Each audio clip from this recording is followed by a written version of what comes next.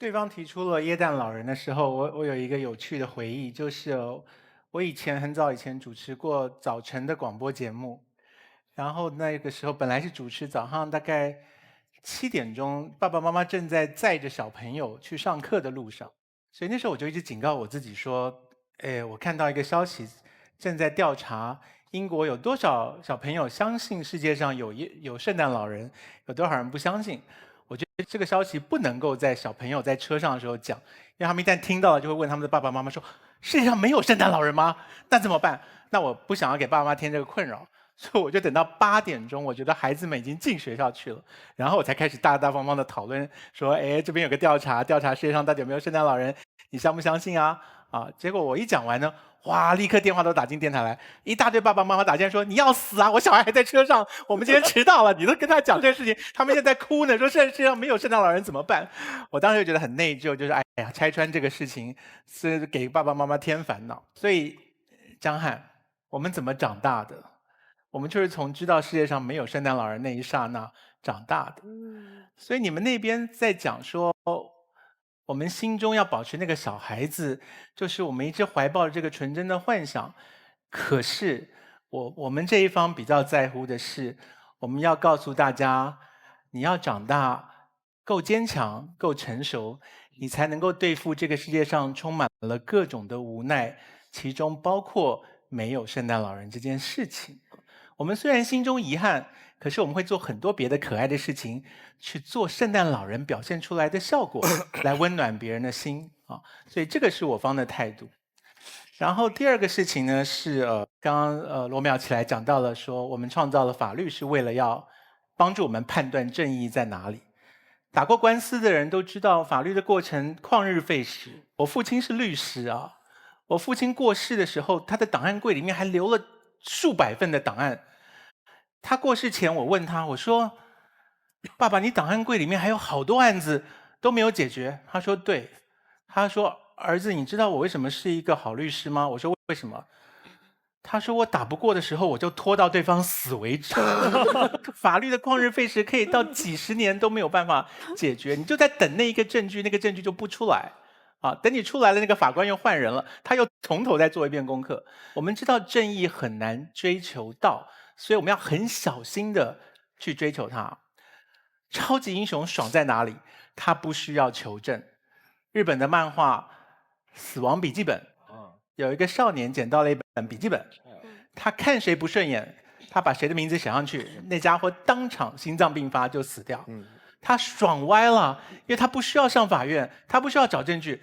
他今天如果在我们这一队，你们对面的人全部都在我们面前立刻死光啊！所以，马薇薇，你的名字怎么写？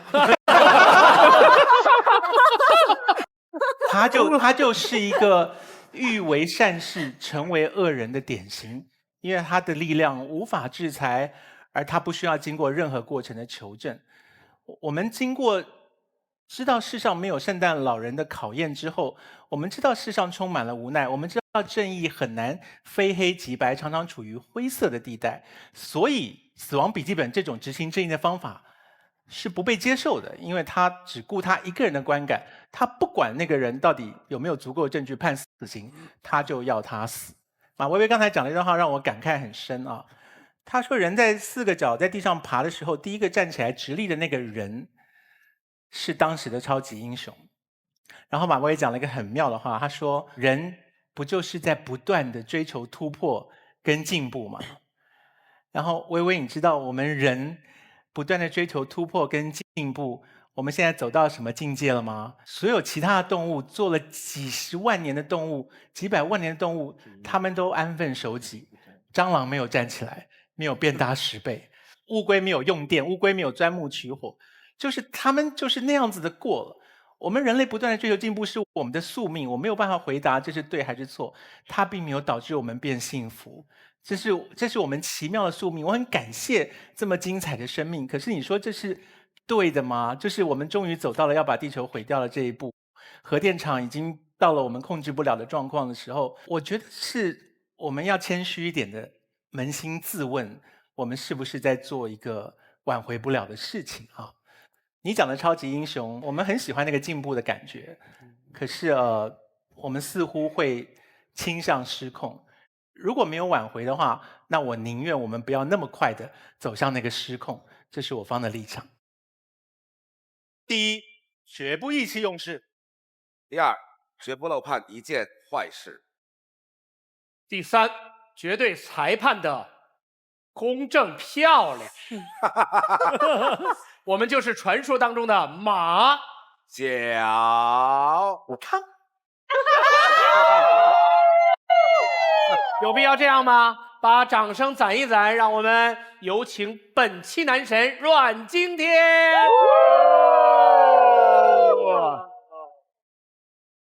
哎呀，小天，经过上一场的洗礼，感受如何？就是千万别太早结婚生孩子，生孩子之前要先想清楚。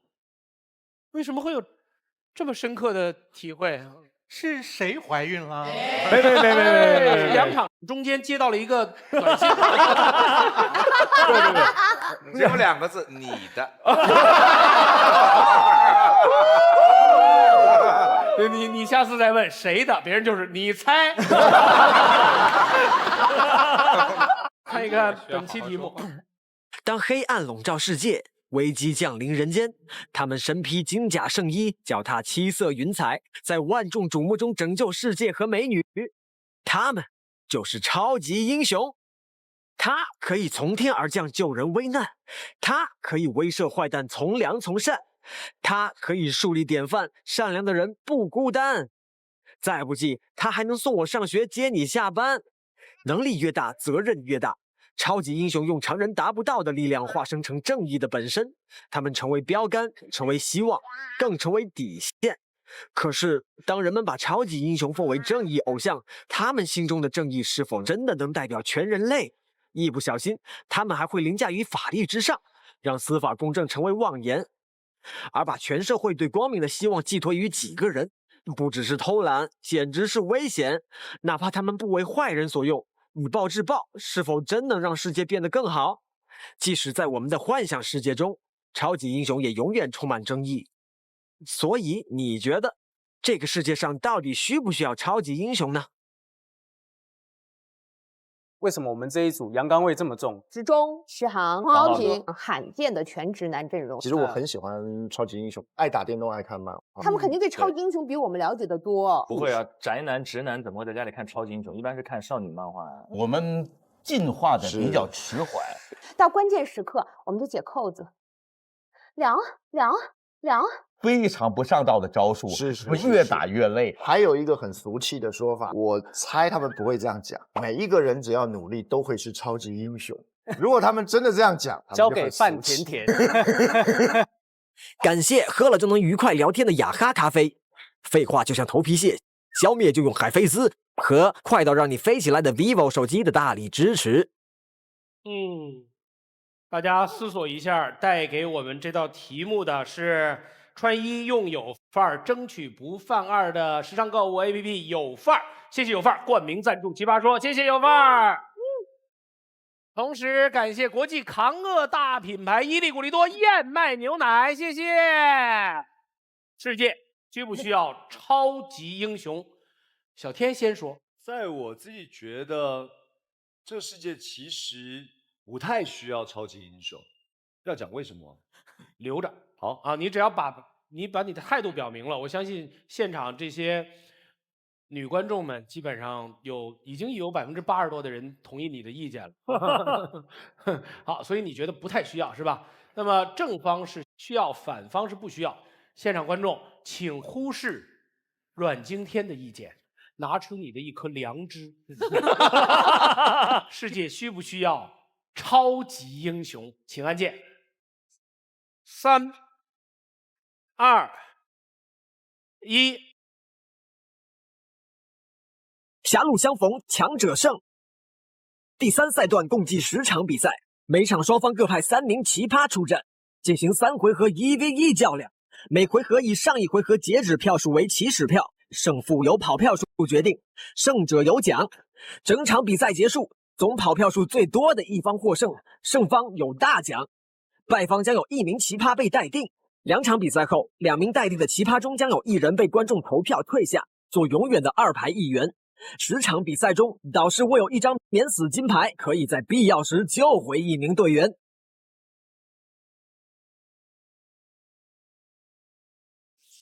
我很敬佩你们，在阮经天强大的魅力旋风之下，还保持住了立场，或者已经晕过去了，所以导致我们没有人摁键，才会出现了这种局面啊！对，50比50，所以正反方也没什么可说的了，全看你们了。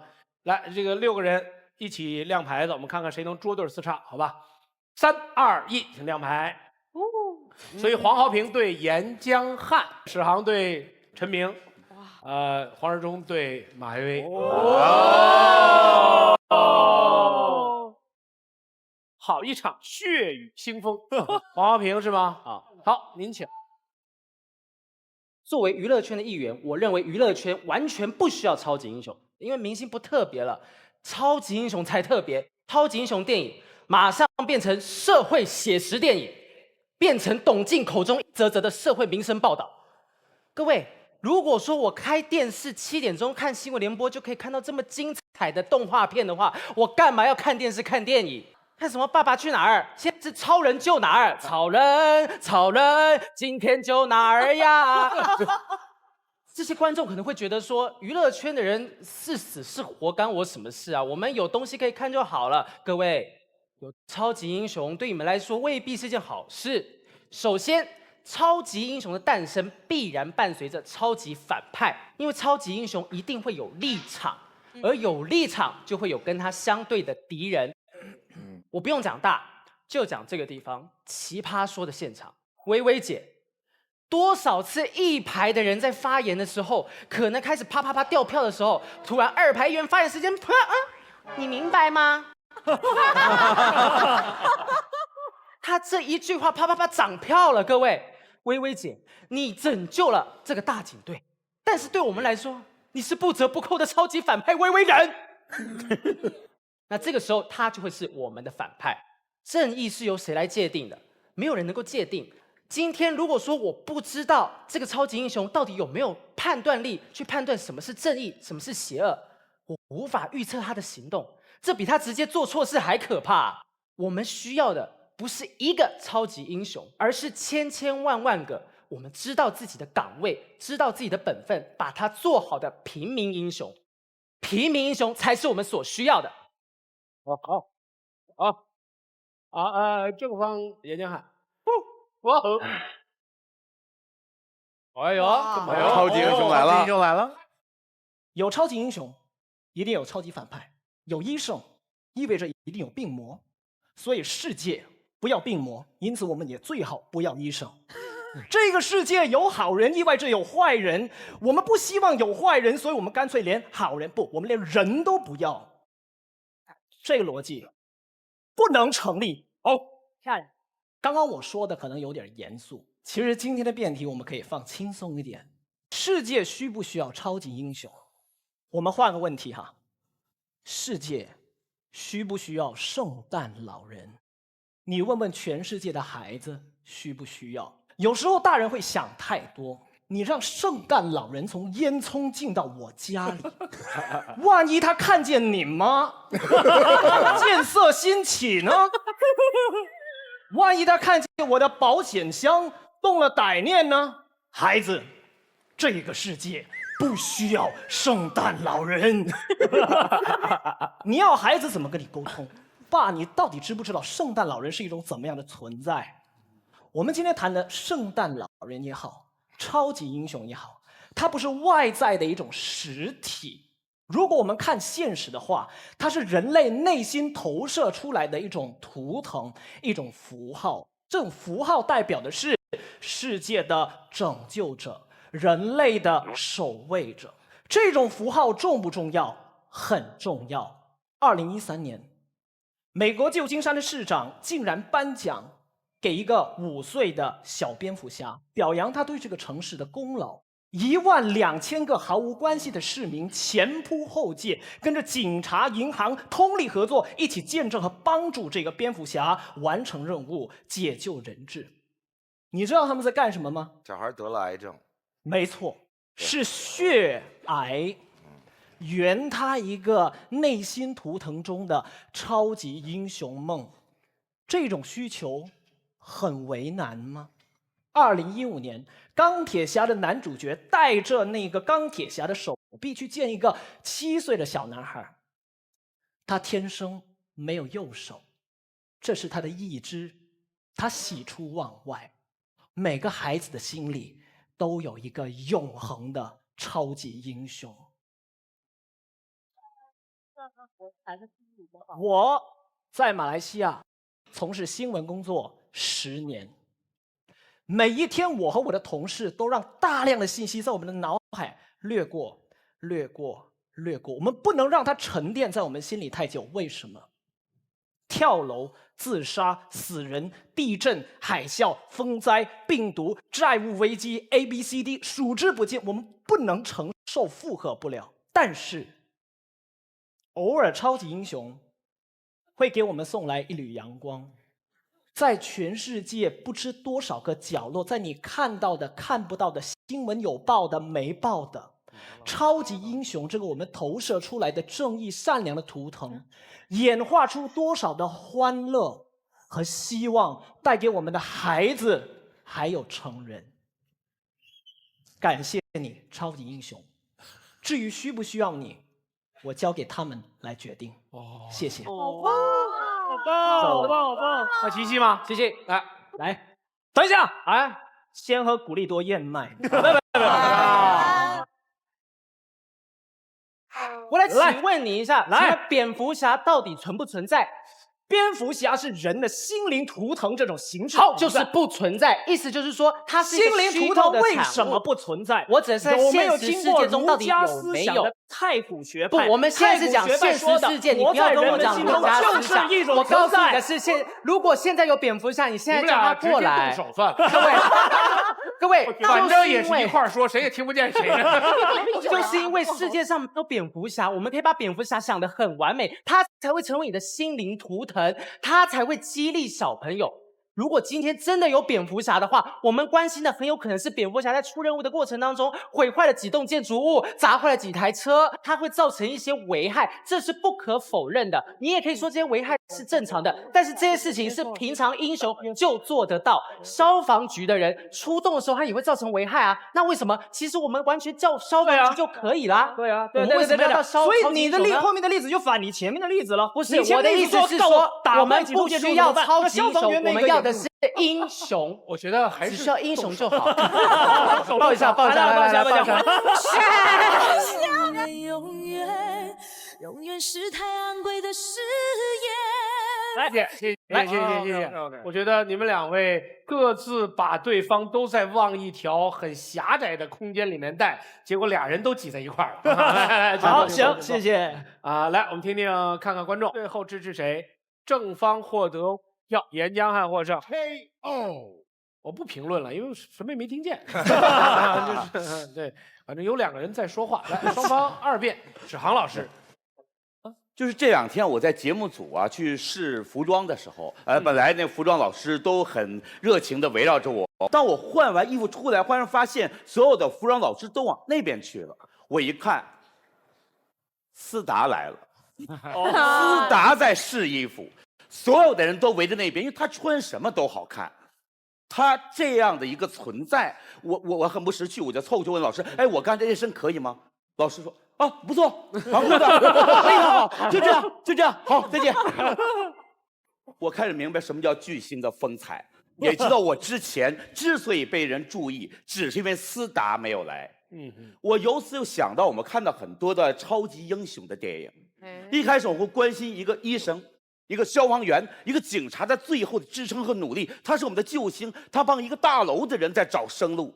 但对不起，忽然他不用扛任何东西了，因为超人接过去了。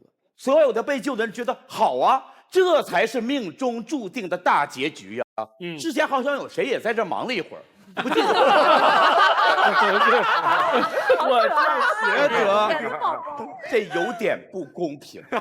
他们的小孩子或者别的小孩子回去写作文的时候，本来我的理想写我要当一个消防员，我要当一个警察，对不起，勾掉，我要当超人，我要当钢铁侠。为什么？因为爽嘛。但是我们知道这个“爽”这个字就是你摆的很大，旁边都不存在，都打叉了。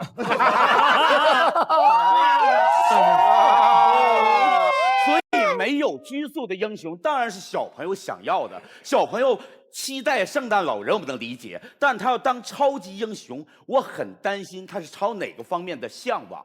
好，再说第二点，能力越大，责任越大。责任越大，责骂声越大，你很容易招致不满。别说超级英雄了，你就一超级富豪，你想想马云，他每天被骂多少回？他只能祈祷每天不要有什么灾祸地震，要不大家每天都问你为什么不捐2亿出来？还2亿？我刚说2亿你就捐2亿，你该捐5亿嘛。一个超级富豪都这样，那超级英雄想想啊，钢胆侠、蝙蝠侠，他们开了一个微博，你们想想他微博里面是什么内容？一半的人在艾特他，一半的人在骂他。你为什么不到场？而且到场不是火灾啊，不是地震呢、我没有时间接小孩子放学，你为什么不能替我去接？我在解手，你为什么没有及时送来厕纸？我这层楼5个厕所都有一个人懒得带手纸，同时呼唤超人，超人去哪个？当然有一个超人可以做到，他叫孙悟空，因为他拔一把毫毛可以同时到5层楼去送厕纸。但外国的就很麻烦。我们看到这些超人，最后呢，他们永远被吐槽，而且慢慢我们发现呢，很多灾祸发生之后跟以前不太一样了。他们地震呢，他们死了人之后，他们不是说我们怎么能够把这个建筑盖得更好，我的邻居亲友他们死于这次灾难，我怎么接受生活中的空白？每个人都被折磨成了一个医闹。就那个超人，他迟到5分钟，我们家孩子死了，一辈子纠结这个事儿。你要说这是命。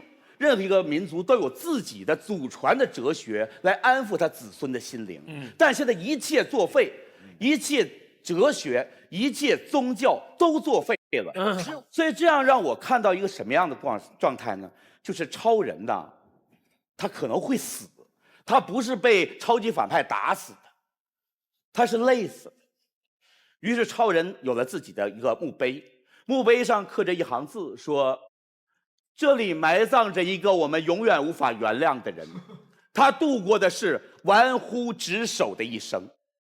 临终时刻他想什么呢？能想到我曾经救过哪个人吗？不是，他想那么多人我没有救到，就算他们不骂我，我也很难过。那所有的挫败感累积在一起，他好像觉得自己一次都没有救成功过。我看着一个超人被他在这个地球上所有的艾特、所有的吐槽坠的。他坠向宇宙中的万丈虚空，这被你们错误的呼唤出来的超级英雄，我看到的是一个那么善良无私而又可悲的超级 loser 失败者，我略有心疼。谢谢。漂亮，太棒了吧！好的，才华，漂亮漂亮。这要编成一个电影，这卖得了钱吗？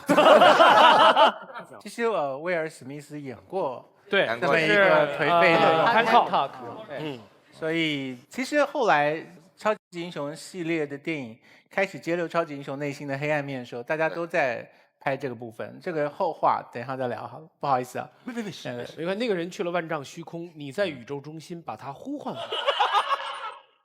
我听到那么一副悲惨的人生图景和废墟的那种人性的荒漠的时候，我就尤其意识到这时候呼唤爱的重要性。对方放大了人性的恶。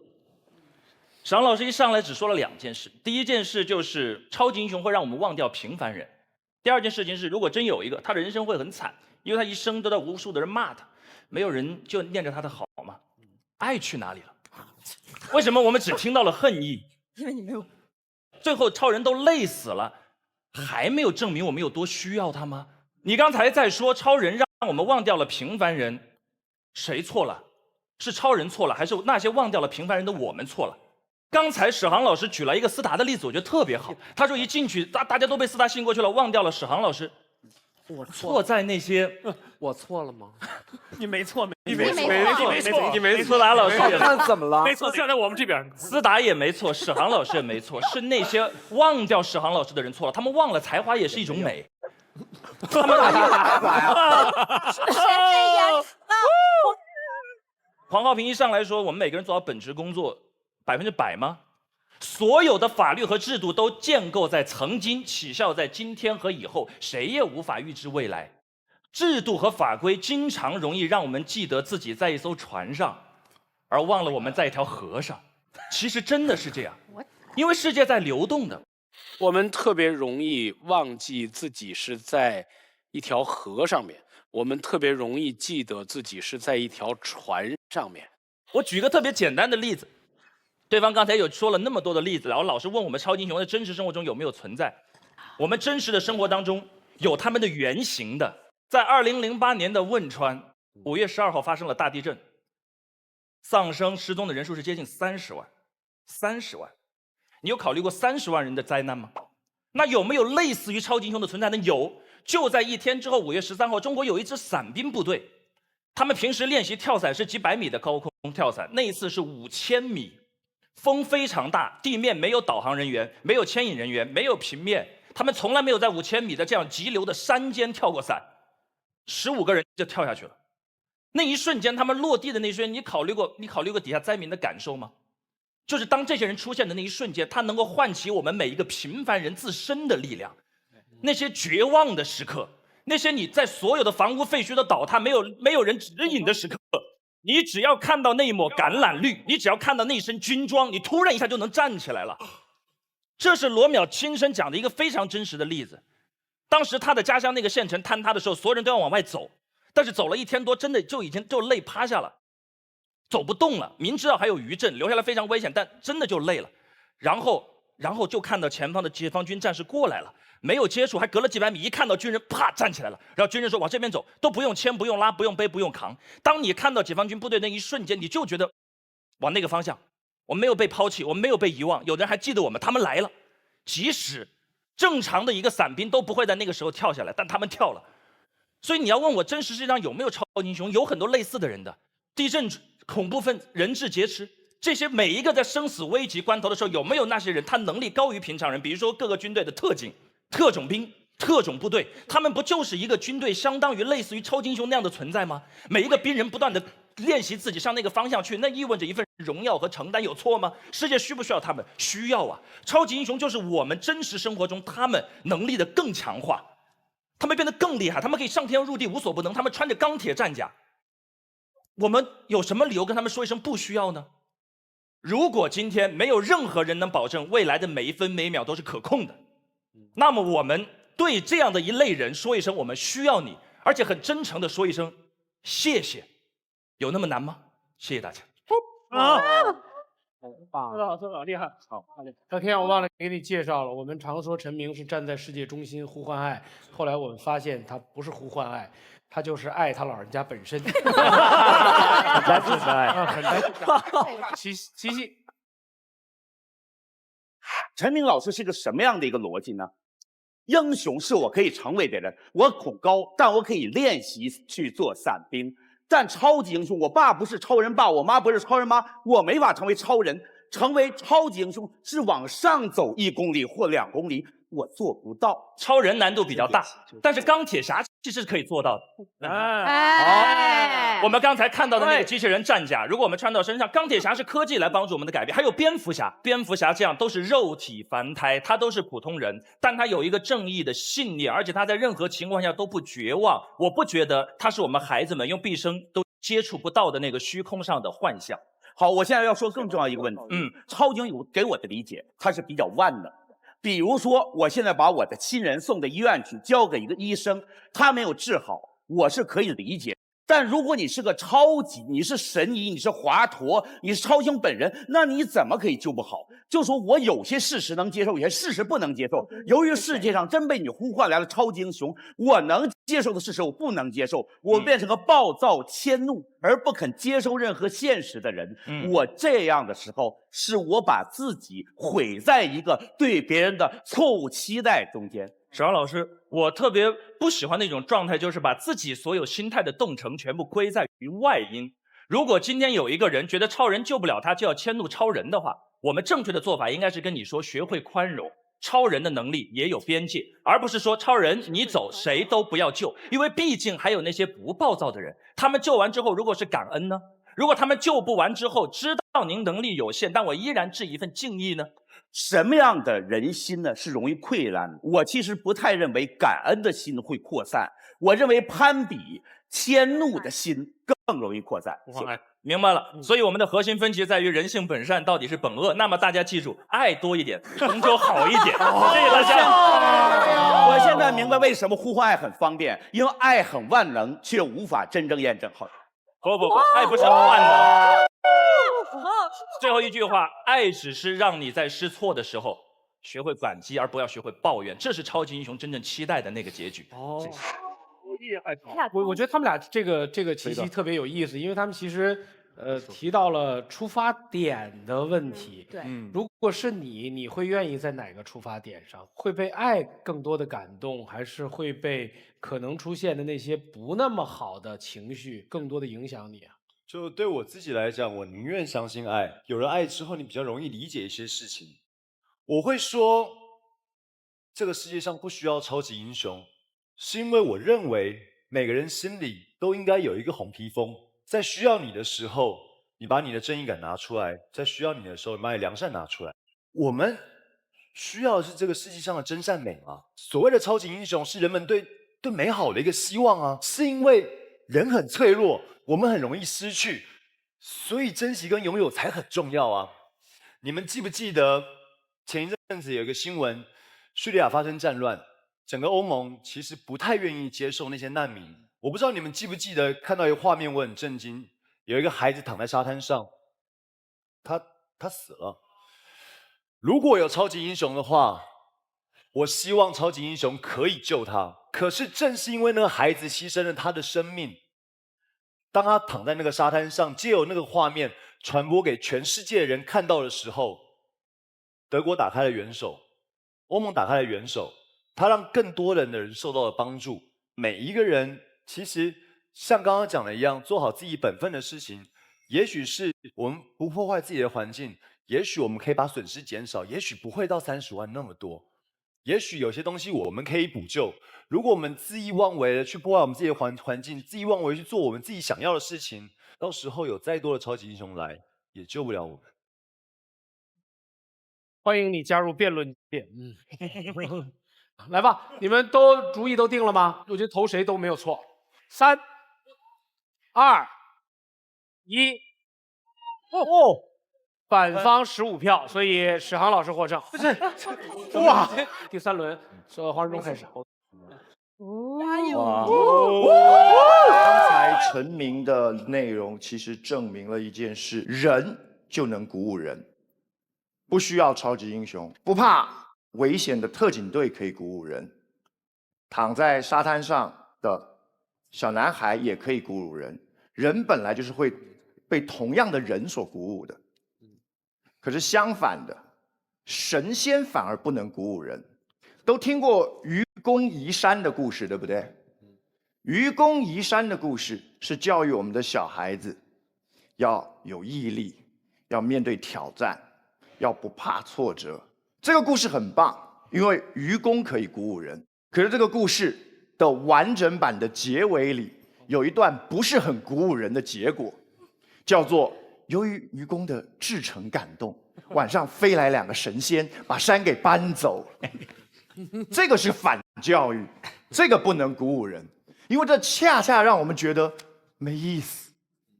没意思。什么能鼓舞人？不是说你这样做一定成才能鼓舞人。你这样做未必成，可是你是个人，你得做，这才鼓舞人。对，一个刀枪不入、水火不侵、长生不老、根本无视于危险的人来救你，鼓舞不了人。为什么？我踩死只蚂蚁，鼓舞不了蚂蚁。我是那么的巨大、强大，这个不叫危险，我怎么鼓舞你们呢？人跟你同样会流血，血流出来是红色的人，他往前冲才能鼓舞你。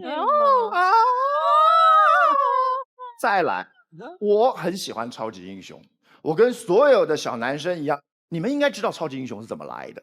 超级的能力跟超级的正义感，往往都来自于某些超级的痛苦跟超级的悲剧，因为正常人是不会这个样子的。对我而言，我希望就是一个影迷的心态，我希望看到一个超级英雄，没错 ，fine。当我妈妈埋在底下，如他们所说的时候，我的确希望看到一个超级英雄 ，fine。可是这是没有办法的，因为我是苦主。可是作为一个正常人，来，我告诉你，我宁可希望明天一觉醒来，这个世界上没有蝙蝠侠，因为这证明了小布鲁斯他并没有在那个晚上跟他双亲走进那个巷子，并没有砰砰2声之后最后的结局。可是你想想看，是什么样的痛苦才会让一个10几岁的小男孩决定以后这一辈子我要戴上黑色蝙蝠的面具？那是我不能想象的痛苦，那是我不能想象的正义感。可是那来自于我们不能想象的惨剧。当然，我身为高登市市民，我巴不得有它。可我身为你们身为一个人来，这是我只能想到最卑鄙的做法，就是来让你的痛苦怎么样拯救我。因为他把你变成一个怪胎，变成一个怪物，你愿意来拯救我？我宁可明天早上醒来的时候，希望知道这个世界上没有超人。为什么？因为证明了他的家乡没有爆炸，你知道吗？克利普顿星没有爆炸，他是宇宙中的孤儿，他飘到一个不属于他的地方，在这里没有人了解他，没有人能够见识他，他成为超人。这是一个巨大悲剧当中，对我们而言，他救了一个飞机的小小幸福。我喜欢看超级英雄的电影，其中有一部跟超级英雄无关，追杀比尔，他里头的那个反派有说过一句话，他说：“你知道超人是很特殊的一种人，所有的超级英雄都是个普通人，装扮戴上面具成为超级英雄，只有超人他天生就是超人，那就是自然的我。可是他必须套上面具成为一个普通人。超人的电影里头，我在看他飞到宇宙的时候，那整个不是他的家乡，那整个不是他的亲人。” Fine， 你说你希不希望有一个超级英雄？废话，我身为地球上人，我当然希望啊。可是你知道他怎么来了之后，你还希望吗？那是我所能够想象最卑鄙的期待了，不是吗？看过 X-Men 没有？万磁王怎么都得到了他的能力？对不对？他怎么觉醒了他的能力？纳粹集中营，他被做实验，他有痛苦跟愤怒，让他有了能力。我希望你们不要啊。我们千万不要成为那种期待这一切有在发生的人。这世界上有痛苦，来 fine， 我知道这世界上有痛苦，可是我们都过去，我们人类都过去了。人类从来没有一天躲过台风，从来没有一天没有过地震，我们永远有灾难，永远有悲伤，可是我们过来了，对不对？我们没有超级英雄，我们也过来了，对不对？他们说圣诞老人，可是事实上我们没有圣诞老人，我们也过来了，对不对？事实上你知道吗？超级英雄最好的情况就是存在于我们的一个想法。圣诞老人是人创的，懂吗？人创造了一个圣诞老人来安慰别人，人创造了一个蝙蝠侠来鼓舞人。也就是说，他是我们创造的。人太聪明了，我不但我能来安慰你，我还可以创造一个 symbol 来安慰你。可是我们不需要真正的上帝显灵，因为那太恐怖了。太有办法了。做一个骄傲的人，欣赏漫画中的超级英雄。不要认为现实中他该有。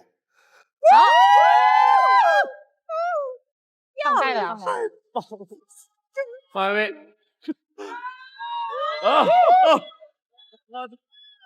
刚才植中跟我们分析了人是怎么来的，也跟我们分析了人以后应该怎样走。我非常同意你的思路，可是我不同意你的观点。你说这个世界上从来没有过超级英雄，错。人类就是一步一步的超级英雄。什么意思？当我们还是地上四肢行走的爬行的猿猴的时候，第一个想到这样不是很方便，忽然想站起来的那条友，并且成功站起来的那条猿，他就是所有趴在那里的猿猴的超级英雄，人称直立侠。你知道吗？大家都在爬的时候，走是不是一种超能力？就像我们在走的时候，飞就是超能力嘛。是，直立侠。好，当我们都等在天地雷鸣，忽然啪啦一道闪电，才燃起火花，我们能顺便烤烤肉的时候，忽然有一个很聪明的人，他钻木取火了。那个时候我们管他叫钻钻侠，因为他掌握了我们都不知道的技能啊，巫术啊，神秘啊。钢铁侠嘛。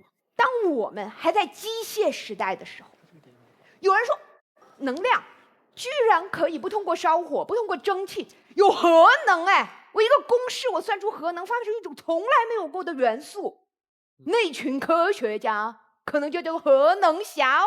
你会发现吗？远超我们想象，我们认为绝对不可能的能力，恰恰是人类中出现了进化、变异，也就是创新。所以第一个进化的人类，我们称之为超级英雄。他跟我们所有人都不一样，我们努力踮起脚尖，依然不能望其项背。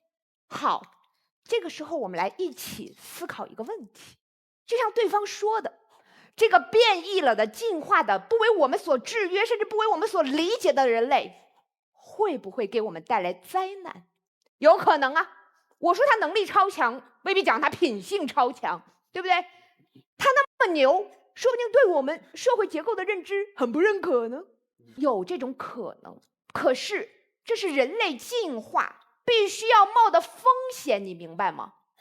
我们当时第一只直立行走的猴子也不知道直立行走会不会有腰肌劳损的危险呢。我们第一个钻木取火的人，那会儿也没救火员呢。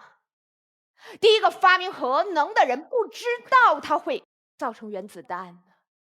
可是我们能不能把这一线可能扼杀在摇篮之中，仅仅因为我们有可能毁灭之中？不应该，因为进化变异有可能造成人类的灾难和痛苦，可是因此而停滞不前，却是必然会造成人类的灭绝。所以你看，我们在谈梦想，在谈超级英雄，不是，明白吗？我们今天在谈的是，我们往前走的时候，容不容许第一个吃螃蟹的人，第一个史航眼中的超级巨星姜思达允许比自己优秀而且不同的人种出现在我们身边，我们才有机会遵循他的路，发现直立行走也很棒，发现人是可以使用火种的，发现今天超人能飞上天，明天我钢铁侠制造足够好的机械也能飞上天。允许可能的出现，不要自我扼杀。好，谢谢。好，来西西。来，哪位先问第一个问题？我们今天讨论的超级英雄是指超能力，对不对？对，可是超能力永远是相对的。我了解。那我想问你，就你而言，所以爱迪生是超级英雄？不，就我而言，爱迪生他第一个发明，就是在我们的教科书里，在同时代的人类里，如果爱迪生完全不被理解的话，他就是超级英雄。可是他被理解了，他就不是超级英雄。所以你的意思是，科学家如果他的发明是大家能理解的，他就不是超级英雄。不能理解且不能复制。你这样子有一点麻烦，是因为哎呀，随你啦，你愿意，你开心就好。OK。第二个，一般的发明跟进步跟超级英雄跟我们的之间的差别，我相信应该是一个距离的大小。比如说，超人跟我们之间的差距，跟一个比较壮的篮球员跟我们的差距，我们不会讲篮球员，对不对？对对对，因为他比我们壮，可是并没有超出想象的地步。对，而且我们努力锻炼也有机会达到。对，所以超级英雄是我们再怎么努力都不能达到的，对不对？不对。是可能性相对比较低，没有绝对零概率的事情。钢铁侠。那这样，那如果有志者事竟成，那这样世界上谁是谁？咱俩现在太辩论了。好，不要那么辩论。你之前说要用个新方法吗？好，问用新方法。干嘛呀？你们俩呀，真的就是常年辩论，又太熟悉对方套路，所以一个人迅速就抓到了他另外一个就是弱点，就你逻辑漏洞。因为其实超级和英雄，你所说的所有人都是英雄，但是超级既然搁在英雄前面，就英雄就不是超级英雄，是这么个东西。但是你也太知道他了，所以你就开始撒泼。你知道你被逮到了，你就开始撒泼。马东老师太知道我们了。长得好看的就叫撒娇，我这种长得不好看的就叫撒泼，是吗？因为你是超级撒泼。这都对吧？都对吧 ？OK， 好，来，不着急，我们先把他们两个让观众来分个胜负啊！来投票，3、2、1，反方加7票，最终获胜。好嘞，那个我身为一个动漫迷哈，半个动漫迷，我特别不能忍受的是，今天是一场非常没有诚意的讨论。对方3个人没有一个人跟我谈到我心目中我们从小到大看到过的那些超级英雄。白素贞。啥超级？你说的是你自己吗？今天穿成这样，白素贞。白素贞是超级英雄。银河侠，更重要的是，马威提出了一个特别神奇的观念，就是说，哎呀，超级英雄是相对的，这实在是太搞笑了。罗淼，你举了好久的手，不如你站一下，你站一下。我谢谢你。你站一下，那各位，我1.65米，罗淼1.66米，他穿着绿色，他绿巨人呢，各位。人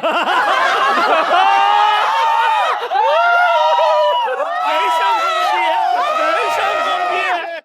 我们真的能够像原谅一个普通医生那样，去原谅一个没有救到我们的超级英雄吗？他可是超级英雄嘛。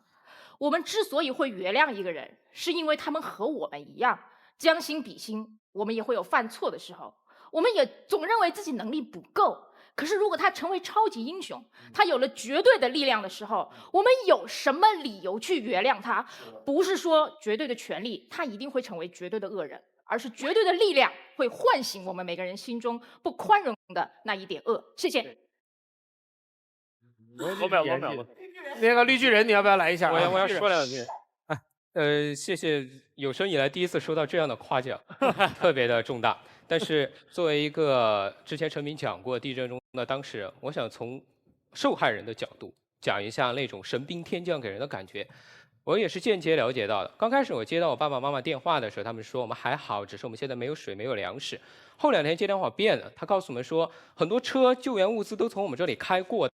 他们开到汶川去了，因为那里更需要。但是我们现在觉得真的有点绝望。他开始给我交代说：“罗淼，我们家里还有多少存款，放在谁那儿，我已经给交代好了。”我这辈子从来没想到我会从我妈妈嘴里听到这样的话。我当时只能说不要跟我交代这些都不重要，你们现在活着很重要。但是1天之后，他打电话变了，他说有一辆车停下来了，他甚至不知道那个车上是什么东西，但是整个声音就变了，绝望变成了希望，毫无方向变成找到了光明。这就是象征的意义。对方今天在一个关键的地方出了问题，他们认为超级英雄一定有超能力，这个没有问题，但他认为他一定是刀枪不入的，一定是神一样的存在，这个是有问题的。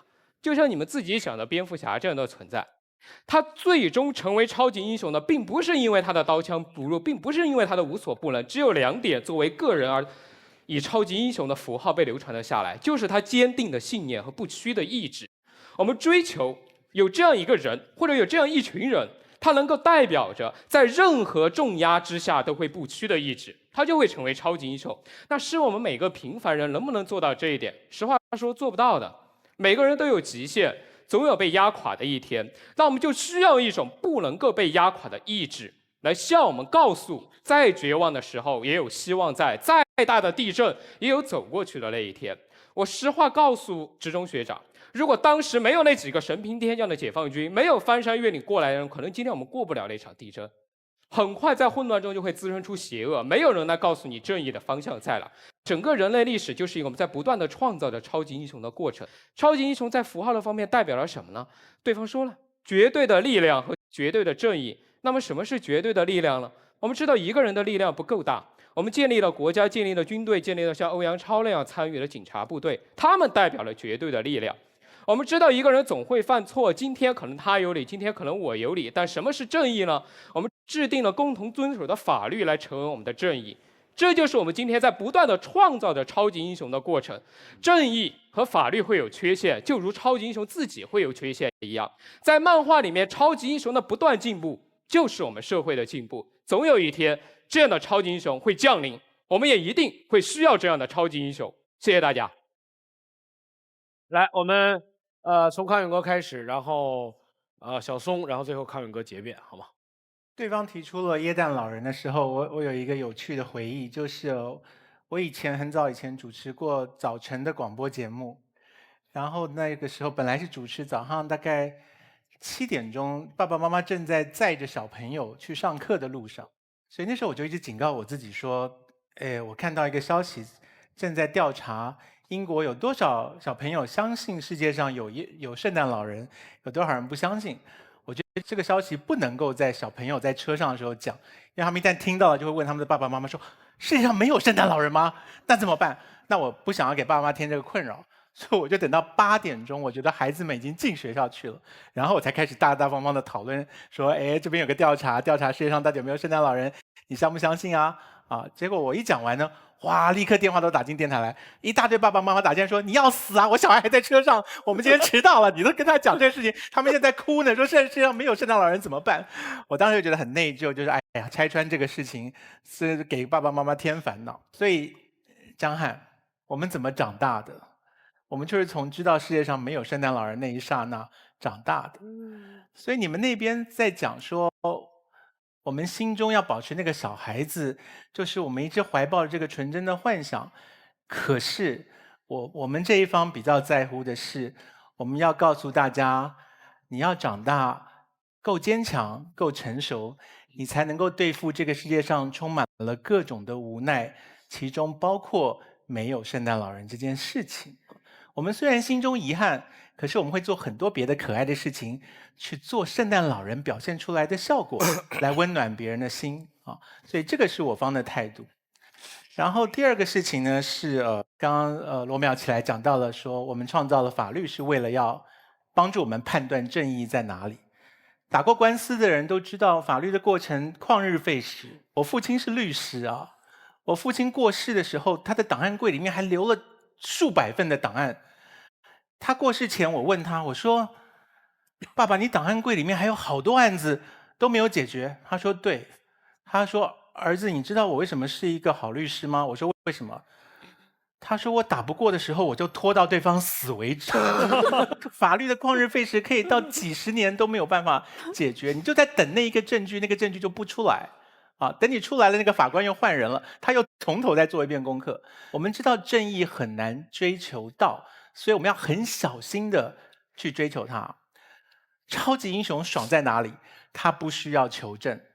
日本的漫画《死亡笔记本》，有一个少年捡到了一本笔记本，他看谁不顺眼，他把谁的名字写上去，那家伙当场心脏病发就死掉。他爽歪了，因为他不需要上法院，他不需要找证据。他今天如果在我们这一队，你们对面的人全部都在我们面前立刻死光啊！所以，马薇薇，你的名字怎么写？他就是一个欲为善事，成为恶人的典型，因为他的力量无法制裁，而他不需要经过任何过程的求证。我们经过知道世上没有圣诞老人的考验之后，我们知道世上充满了无奈，我们知道正义很难非黑即白，常常处于灰色的地带，所以死亡笔记本这种执行正义的方法是不被接受的，因为他只顾他一个人的观感，他不管那个人到底有没有足够证据判死刑，他就要他死。马薇薇刚才讲了一段话让我感慨很深啊，他说人在4个脚在地上爬的时候，第一个站起来直立的那个人是当时的超级英雄。然后马薇薇讲了一个很妙的话，他说人不就是在不断的追求突破跟进步吗？然后薇薇你知道我们人不断的追求突破跟进步，我们现在走到什么境界了吗？所有其他的动物做了几十万年的动物，几百万年的动物，他们都安分守己。蟑螂没有站起来，没有变大10倍，乌龟没有用电，乌龟没有钻木取火，就是他们就是那样子的过了。我们人类不断的追求进步是我们的宿命，我没有办法回答这是对还是错，它并没有导致我们变幸福，这是我们奇妙的宿命。我很感谢这么精彩的生命，可是你说这是对的吗？就是我们终于走到了要把地球毁掉的这一步，核电厂已经到了我们控制不了的状况的时候，我觉得是我们要谦虚一点的，扪心自问，我们是不是在做一个挽回不了的事情啊？你讲的超级英雄，我们很喜欢那个进步的感觉，可是我们似乎会倾向失控。如果没有挽回的话，那我宁愿我们不要那么快的走向那个失控，这是我方的立场。老宗，我方这次有一个很大的让我没想到的地方，就是完全被对方带到了一个很小的世界里。这世界是什么？世界不光是物质的东西，不然音乐算什么？文学算什么？所有那些东西，心灵里那些东西算什么？一定要超级英雄成为真的在你身边才叫超级英雄吗？那你说人心里要不要远方？什么是远方？一定要拿尺子量过，说这不是远方，因为对那个人来说它不是远方。那人心里还是有远方，对吗？梦想多少钱一斤？是空气还是水？非要是空气是水才叫梦想吗？所以对方这个把我们带到沟里去了，我们非要去向他们证明真实的世界中要出现超级英雄。直中替我们说了一句最重要的论据：所有的超级英雄都是人创造的。人为什么要创造超级英雄？因为世界需要他。世界当然需要了。我人的心灵就是最广大的世界。每一个民族都有英雄史诗，在每一个民族什么都没有的时候，连一个碗都没有的时候，就有英雄史诗。因为那人们第一个需要的就是这个东西，对，比需要碗还需要的就是英雄史诗。为什么有荷马史诗？为什么没有文字的地方用自己传唱史诗？人为什么需要超级英雄？为什么需要奥德赛？为什么需要俄狄修斯？为什么需要刑天？为什么需要后羿去射那10个太阳？是因为人有匮乏感。人和动物最大的区别就是人永远有匮乏感，所以人们需要英雄史诗。只是在人类前进的过程中，因为我们自己在不断的，就像康永哥说的，我们不一定是在进步，但是我们总是在变化。所以我们的超级英雄从后羿射日，夸父逐日，那最后逐渐演变成了超人，逐渐演变成中间还会出现上帝啊，等等等等。上帝是没有拯救每一个人，可是也没有多少人因此抱怨上帝。就算有多少人因此抱怨上帝，依然有15亿人把它放在心里。你不需要，不代表世界不需要。你可以说我根本就不需要佛，它假的，但是依然有15亿人把佛放在心里，他需要。地震的时候佛像也倒了，对啊，佛也倒，但依然有那么多人把它放在心里。不是因为人那么浅薄而短视的说你必须今天救我一下才可以，没有多少人真的拿100块钱放在佛那个箱子里说你必须让我儿子考上大学，不然我就不信你。我们没有那么物质，对吗？我们没有那么浅薄，那么短视，要求你今生兑现。今生没有兑现，来生兑现也可以。来生不能兑现，救赎我也可以 ，confession 也可以。对吗 ？Redemption 也可以。人类永远需要超级英雄。谢谢。还有吗？马松讲的最后一句话非常正确，人类需要超级英雄，而世界并不等于人类。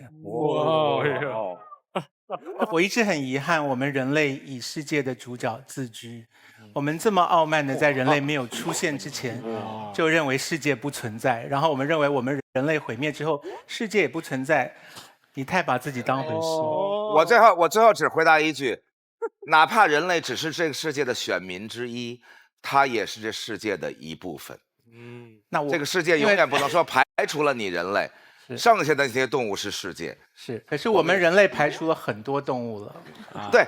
就像我们不应该排除那些动物一样，也不应该排除我们。我们人类对吗？对会排除那些动物，就是因为我们无休止的产生自我突破的心，而制造了一大堆我们收拾不了的力量出来。可是最后我们是不是还是世界的一部分啊？我们很快就会不是了。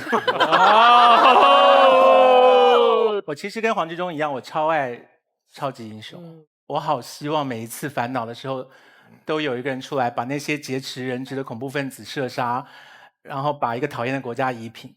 可是我猜那些跟我们对立的恐怖分子组织，他们也希望有一个超级英雄来把他们对立的国家给弥平啊。所以这是永远一个对立的状态，就是我们不知道那个超级英雄最后会是谁的。超级英雄有没有足以毁灭一个星球的能力？如果照秋晨的愿望，我们聊一个像样的超级英雄——七龙珠的超级赛亚人啊。超级赛亚人进化到第2代、第3代的时候，他把界王星给毁了，就是界王星是比地球重力重10倍的星球，所以超级英雄是有办法打烂星球的啊。那所以也就是说，超级英雄厉害的时候，可以厉害到像一颗原子弹，甚至100颗原子弹那么厉害的，他可以把个星球给毁了。你问我今天我们的世界需不需要原子弹的时候，我问在座的各位，我觉得大家跟我一样心中充满困惑，就是好像没有比较好，因为有了以后大家互相扔原子弹，我们最后就收拾不了了。所以追求一个无穷的力量的存在，然后希望它一直进化到巨大到超有力到最后我们的地球无法负荷的时候，那个就是我们对超级英雄的期望。所以你如果问我说有超级英雄好不好，我会说非常好。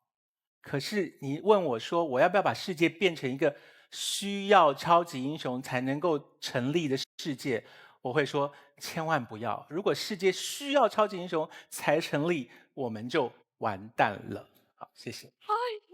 但是我们需要了超级英雄那么多年，我们也没完蛋，因为他们没来，我们来了以后所以我们一直有需要啊，不需要来，我们需要的就是都不能都给你，不然需要他。你需要那么多女生，如果都给你，人生就会充满灾难。好，来那个我们现场所有观众来表达你们的态度。红蓝键，请按键。关注朝阳公园东七门，独家花絮幕后新鲜八卦只在这里。下载有看有聊的爱奇艺 APP， 解放你的奇葩天性吧！登录手机百度搜索百度贴吧奇葩说官方吧，洋洋洒洒任你喷。微博参与奇葩说话题讨论，选出你爱的辩手去大冒险。你们按键的过程当中，不要忘了喝了才能愉快聊天的雅哈咖啡，快到让你飞起来的 vivo 手机，以及废话就像头皮屑，消灭它就用海飞丝的以上3位赞助商，谢谢3位，谢谢。超级英雄字面本身特别简单，你们说的所有人都是英雄。既然英雄之外还要冠以超级，就一定是比英雄不在同一个维度的超力量，所以它大概存在于人的想象和意识世界当中。然后刚才康永哥特别棒，直接就跟他说，我们题目是世界需不需要超级英雄，但世界不是人类。错，因为这是一个典型的逻辑命题，因为没有人类，到底有没有世界是一个问号，至少连世界2个字就不会有。对，所以我们一直幻想，当没有人类，地球还是那样。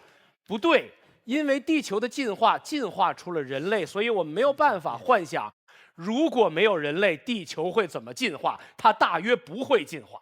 如果人类只是一个偶然的结果呢？不对，当偶然是唯一的结果的时候，它是必然的。哎，对，好多。实际上，实际上理性的应该这么说：人类是世界的必要而不充分条件。对。不能说人类不是世界，所以就是最近在谈引力波，在谈什么天体物理学，你会发现说，为什么茫茫宇宙之间只有我们进化出了人类，然后一帮小人拿着镜子往世界上看，说我们的那些同类在哪儿，还有没有智慧生物？为什么会有这个问题？然后有一堆理论，弦论、无穷世界、平行宇宙，无穷的理论，但很重要的一点归回来。就是如果没有人类，不会有一群蟑螂和乌龟在这儿做奇葩说。所以其实如果没有人类，傲慢，地球偏见，地球是一个7成为水、3成为陆地的星球。人类只能够活在陆地上，意味着地球并不是为人类的生存而设计的。海洋深处的生物到底文明到什么程度，是你无法验证，而且以时间的长度来讲，你只以人类存在的长度来验证说我们是唯一的存在，我认为这个是傲慢，这是虚无的，因为你永远无法去验证东西。你竟然用人类存在时间来用到永远2个字，这就是傲慢。康永哥，我来中间翻译一下给2位。其实你们俩说的一个是唯物主义观点，一个是唯心主义观点。他是典型的唯心哲学，就是德国那些哲学流派说，因为是我命名的这个世界，所以如果没有我，就没有我命名的这个世界俩字儿。对对就是这个意思。是还不是，它是存在的可能性的问题。是如果我们不进化到今天，我们坐在这儿谈奇葩说，我们没有其他存在的可能和想象，不在我认识里的就不。所以这是唯一结果。大概是你下次就定个题目，我们来变就好了。然后我们要听听小天的啊，世界傻了。你刚刚没事，那个语气是爸爸妈妈闯进来啊！不是，因为刚你没看到超级英雄吗？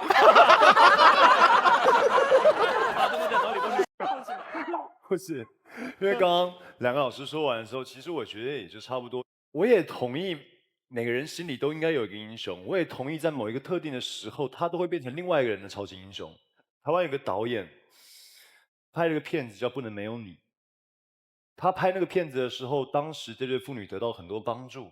我相信在那个当下，在很多人心中，那导演是一个超级英雄。可当那小女孩长大以后，这个片子的成功，这个片子的知名度依然没有办法改变那小女孩的命运。那超级英雄死了吗？他不存在了吗？他还是存在的啊。所以我说，这个世界需不需要超级英雄？我想这个世界更需要的是良善吧，更需要的是我们跟所有人。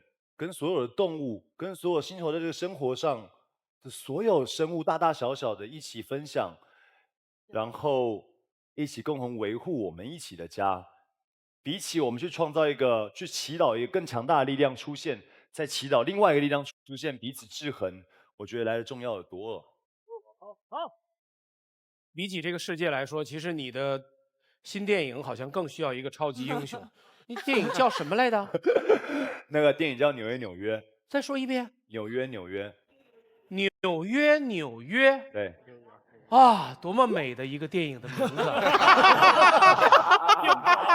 我们一起去电影院看一看吧。电影院需要超级英雄。纽约纽约。我们需要超级英雄，我们也需要更多的男神，所以我们回报男神是不遗余力的。谢谢。啊，来，我们看结果，看结果。好，反方获胜。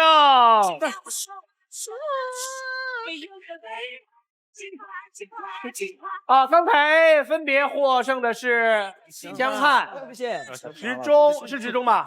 还有沈航老师，3位将获得由伊利古利多燕麦牛奶提供的国际抗饿基金，另外剩下的10万减3万的7万块，来啊！承让，承让。哎呀，怎么你们说承让？跟你们赢了似的。我们永远承让。那现在反方要选出一人进入待定，江汉请起立。好，红蓝键，红键是支持江汉的，请按键。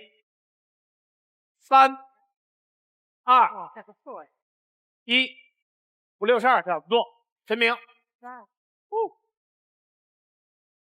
3、2、1，陈明77票。好，微微。3、2、1， 71票。那么就是江汉进入待定，然后我们在前一场当中另外一个待定的是谁？是李挺。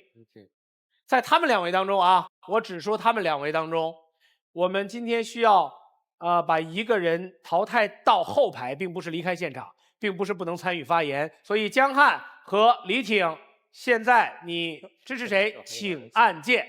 5。超级英雄这个我们投射出来的正义善良的图腾，演化出多少的欢乐和希望。真正的说服人是把你的诉求说出来，撕掉虚伪的假面，好好说话。好，64比35，没关系了。所以李挺退为后排一员，江汉继续往前走。这是我们本场辩论，谢谢大锦队，谢谢肉松队，谢谢本日男神。